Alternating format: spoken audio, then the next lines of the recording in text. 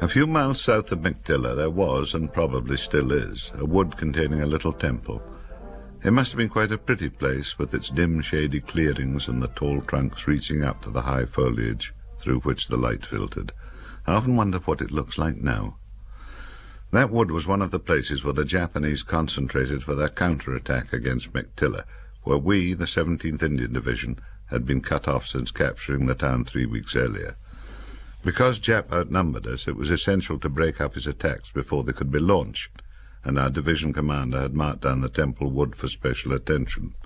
Twice he sent units out to attack it, and twice they were repulsed. Then it was our turn. We rode out on the Sherman tanks of Probyn's horse on a fine sunny morning, 3 companies of the 9th Battalion Border Regiment. We knew something big was in the wind, for new men had been added to 9 Section, including a lance corporal and an alleged deserter who had been recaptured and had taken the option of front-line service rather than military prison. 9 Section discussed this as our tank rumbled over the sunlit paddy, with Grand Arse delivering judgment. "I don't see the point of desertion out here.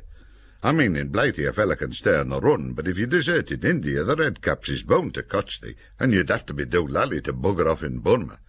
Any odds, if I was daft enough to desert and got done for it, I'd sooner take the chance of a bullet in my bum than spend 5 years in Glasshouse." Someone said unkindly that anyone shooting Grand Arse could hardly fail to hit him in the bum. Grand Arse retorted that at least he wouldn't get his brains blowed if they did, not like some clever buggers. They were having to shout above the rattle of the tank tracks, so I withdrew from the conversation to reread the letter from home which had arrived last night. My parents knew I was in Burma, and those months must have been the longest of their lives. Whatever anxiety the soldier may experience in the field can be nothing to the torment of those at home. I don't know how wives and parents stand it. One thing was certain. My family were not going to distress me by letting their worry show. The letter was full of news and trivia and comedy. Corporal Little asked me what I was grinning about. Forster opined that it was a love letter for some bint, and you wasting your time, Jock. She'll be away with some young pilot. Grandad said, "Let the lad alone. He'll learn for himself." Oh, yes, you got the cream of intellectual discourse in 9 Section. The tanks rumbled to a halt not far from a low embankment. 50 yards beyond it lay the temple wood, dense and silent. It looked peaceful enough, but Jap would be there, well dug in, watching us at this moment as we spread out in line across the sunlit paddy with the tanks at intervals. Long John, the company commander, and Gale, our platoon commander, passed among us inspecting, as we waited in the sunshine, taking a last swig from our water chaggles, charging magazines, and finally fixing bayonets. There are few sounds as menacing as a bayonet being fixed. Mine was the old sword type, clicking into place with the smoothness of good Edwardian machinery. Grand Arse on my right was nipping his fingers with one of the new pig stickers and cursing, his face crimson. On my left, Parker was drawing his kukri and resheathing it. Suddenly it seemed very hot indeed, with hardly a breath of wind. Far behind us 3 distant dots in the sky were coming closer, tomahawk fighters roaring in at treetop level. At a command from Sergeant Hutton we lay down against the bank as they dive-bombed the wood, smoke and dust billowing up. Grand Arse looked along at me. "Lucky buggers, them young pilots. They'll be sitting in Calcutta the night, supping cocktails. What a life, eh?" Parker laughed and hummed, "I'd like to be a WAP-AG and fly all over Germany and blow the Huns to buggery. It's foolish, but it's fun." "All right, pipe down," said Hutton, but he was grinning. And now it was the tank's turn. The guns blazed away at the wood, machine guns started chattering, and the whole screen of trees was shaking as though in a gale, the foliage being ripped to shreds. Abruptly the firing stopped. "On your feet," roared Hutton. "Wait for it." This was it, then, the moment you read about and see in films, and by God it was happening to me. The wood still seemed to be sending back the echo of the cannonade, but now the dust had settled. There was a long moment's stillness. I glanced right. Grand Arse had 1 foot on the bank, leaning forward. Beyond him were the lance corporal and the reputed deserter. Parker on my left had his rifle at the port, and beyond him Stanley, the brain resting on his hip, was replacing his hat firmly. I found I was hissing through my teeth, and recognized it as Bonnie Dundee, but I hadn't time to digest this peculiar reaction before Corporal Little walked over the bank, and Hutton was shouting again, "Advance! Keep your distance now!" Up the bank and over, the shuffle of boots in the morning quiet, the rustle of equipment, the dark green figures on either side moving in a slow, steady advance. And there was a faint crack from the wood, and Titchliddle gave a sharp cough, spun round, and went down like an empty sack. Hitting the deck, face down on the scrubby earth, automatically whipping rifle to shoulder, puffs of dust leaping to my left, Parker rolling over, yelling, the left breast of his bush-shirt blood-stained. A scream from the right, a blinding cloud of dust and gravel striking me in the face, the rattle of machine guns from the wood, and the irregular crack of rifles. Somebody bawled, "Cover in fire!" And I was shooting obediently into the wood, aware that Grandarse was doing the same, and Parker was dripping blood as he scrambled back over the bank. Beyond Grandarse, the Lance Corporal was trying to pull himself clear, his leg trailing, and the deserter was absolutely sitting up. I don't know why. I pumped off another couple of shots, realized the futility of it, looked left, and Steele had the Bren at his shoulder. There was a sharp clang, a silver streak appeared on the magazine, and Steele reared back onto his knees. Blood was streaming down his arm. He yelled something, and actually shook his uninjured fist at the wood before running for the shelter of the bank. And there was the Bren gun, the section's most precious possession, lying unattended. I've asked myself 1,000 times, did I hesitate? God only knows, and perhaps some day he'll tell me. Probably I wanted to, and that is what has made me wonder. That, and the knowledge that with 4 men hit in as many seconds, and shots kicking up the dirt in what seemed to be a proverbial hail of lead, that Bren was as untempting an article as I've ever seen. And then I was starting to crawl towards it, and Hutton, flat on the ground behind me, was yelling to Stanley, face down beyond the gun, and Stanley was holding it away. "Jock!" It was Hutton. "Cover him!" For what it was worth, I started to fire into the wood, and Stanley and the Bren rolled over the bank out of sight. I reached for another clip, moving cautiously in the belief that any obvious movement was liable to attract those goddamn Jap snipers. Grandarse, lying as close to Mother Earth as his great belly would let him, looked towards me and blew out his cheeks. There was no one to my left, just 2 patches of blood where Steele and Parker had been hit. Christ, I thought, are Grandarse and I the only ones left? "Grandarse!" Hutton again. "When I say Joe, get out of it. Jock, 5 rounds rapid." I blasted away, and through the din heard Hutton's "Joe!" and the sound of a great body taking flight. "Right, Jock, Joe!"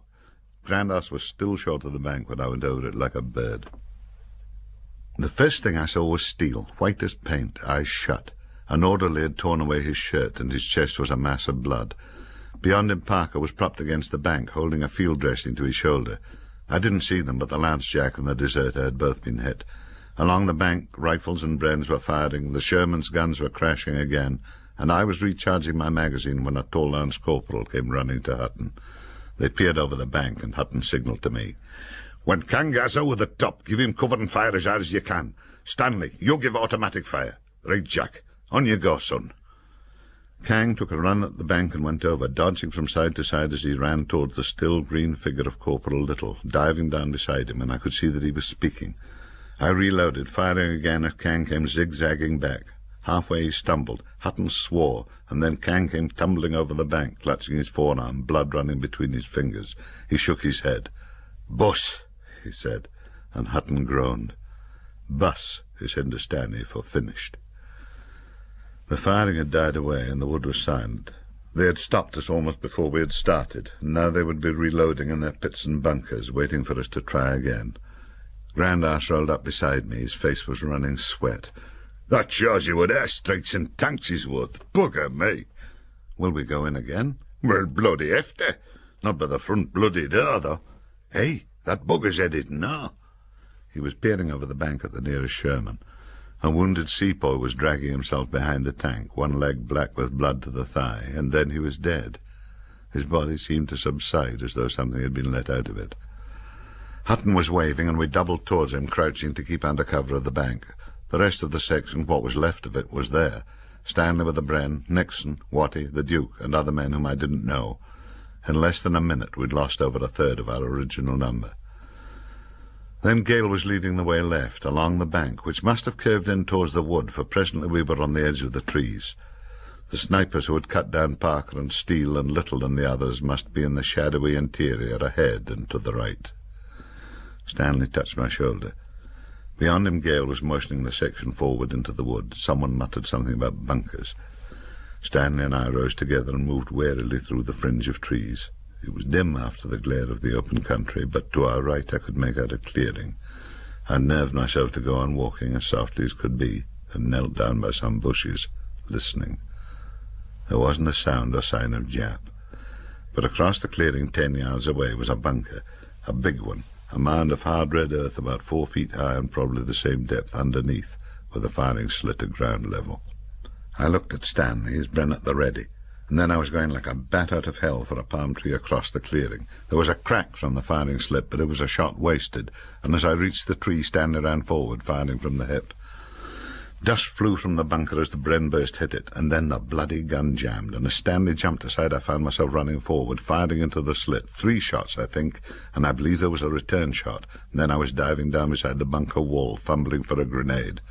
The wood was alive with small arms fire, dark bush-hatted figures running through the trees. I yanked out the pin, forced myself to count 1,000, 2,000, and whipped the bomb through the firing slit. An ear-ringing crump, and I was snatching for a second grenade when Gale came running past.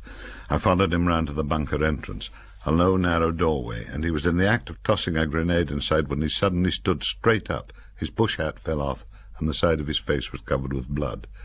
He fell full length. Someone pulled him away. A sharp-faced sergeant whom I didn't know was on the other side of the doorway. He nodded. We pulled our pins. He waited 3 seconds that seemed like hours. We tossed our grenades in, and on the heels of the double explosion he darted in, Tommy gun stuttering, and out again. 3 on 'em! He shouted, and his jaw dropped as he stared past me. I turned to see a Jap racing across in front of the bunker, a sword flourished above his head. I just had sense enough to take a split second, traversing my aim before I fired. He gave a convulsive leap, and I felt that jolt of delight. I'd hit the bastard. And as he fell, an officer dived on him, slashing at his head with a kukri. A yard away, Gale was lying dead. The whole wood was echoing with shots and explosions and yelling voices, and the sergeant was running towards the second bunker. The 60 seconds I've just described, being among the most eventful of my life, I've been able to relate almost step by step. After that, it was more disconnected. There were men at the second bunker, feeding in grenades. A Jap was shot and bayoneted in the entrance, and then we were past it. Shots came from our left. A man had his bush hat shot from his head. A Jap appeared between the trees, and I shot him, and he fell against a trunk. The sergeant dropped his Tommy gun and swore and picked it up again.